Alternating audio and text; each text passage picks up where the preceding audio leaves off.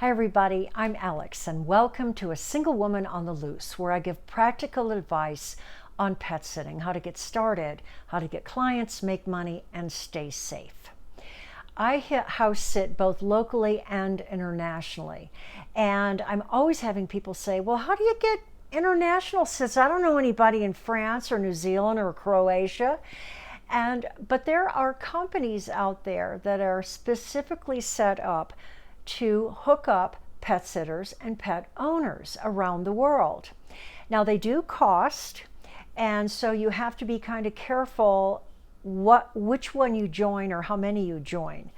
The most important thing is that you have experience pet sitting, not that you just own your own pets, which does help, but dog walking, pet sitting, checking in on cats, dogs, rabbits, reptiles, fish, birds, whatever it is that you want to take care of. And that's your first step. Now, you can also volunteer at the local shelter or a rescue group because it gives you such experience due to the fact you're working with every size, age, mutt, breed, behavioral problem, etc. And it gives a lot of experience. So once you have that under your belt, it's time to look around at house sitting companies. Now, the largest is Trusted House Sitters. There's also Kiwi House Sits, New Zealand, Australian House Sits, House Sit Canada, House Sit Mexico, Nomador, which started out mostly in France and now they've expanded. Because they all cost, you have to really check and see which one is best for you. I would look at the reviews of all of them, see what people say. Now, Trusted House Sitters is the largest. They have the most amount of sits, but they also have the most amount of pet sitters applying. And this means incredible competition. On really popular sits around the world, it's not unusual to see 50 to 70 applications. So you have to have a leg up on getting that sit. So go online, look at the reviews, look at what people say about it. Go in and look at the sits. Where are they located? What are the responsibilities? Do you need a car, etc.? Recently, I did a video called International Pet Sitting Misinformation, and please take a look at that because there's so much information flying around, both financially as well as otherwise, as to what you are getting yourself into. And also, if you house sit locally, you're going to get an idea if you really like it. Now, I had a friend who was all gung-ho, was going to do local, then go to international. On her second overnight house sitting job, she found out she hated it. She said, I'm not going to do this. I don't like it at all. And so, really test it out before you spend all that money applying and flying around the world, etc., because it does cost money.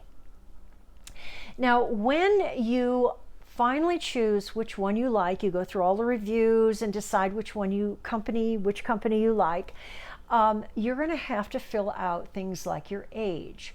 You're going to have to upload photographs or videos of you with pets that you've sat or pets that you've owned. You will also write a profile, and this is where you need to shine. Show them, I'm the candidate that you need to choose. I'm best for this sit. And a lot of things enter into it aside from just the experience. For example, you and I separately apply for a sit in Spain. You and I both have the same amount of experience, but you are fluent in Spanish and I am not. That may be the tipping point that they go ahead and choose you. Now, I had an incident in France where a guy was advertising for someone and he said, you know what, you have to speak French. The last sitter did not. My dog got hurt. She took him to the vet. The vet didn't speak English and it was a nightmare. Luckily, it turned out okay. The dog was fine, but it really shook him up. And so he said, no one that doesn't speak French can sit for me. Now that's rare, but it does happen. So really be careful on which you choose, which company you choose, and where you want to go. Some people say, oh, I only want to sit in New Zealand. That is the only place I want to go. So you probably would pick Kiwi House Sitters. There's also house carers. Now, if you are a couple, Sometimes you have a leg up because you can sit farm animals.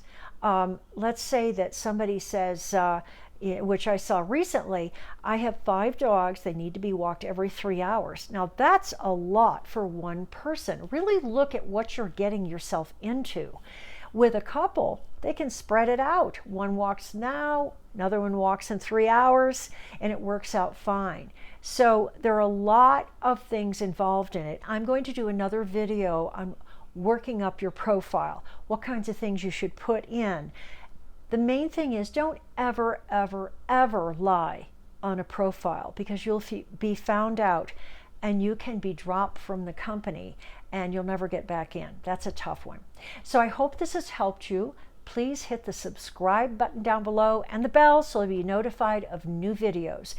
Please put comments down below. Thanks for watching and have a great day.